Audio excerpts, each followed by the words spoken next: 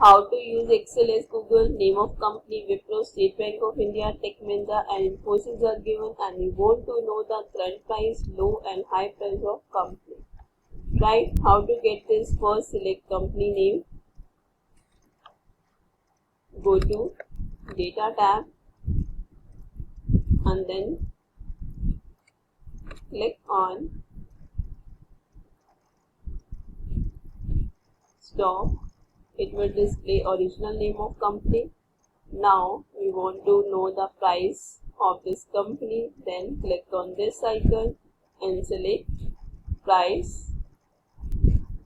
See, it will display current price of company, and if we want to know the low price, then select this company name, click on this icon, then select low. If you want to know the high price of company, click on this icon and select high. See, it will display low and high price of company. Right? Clear?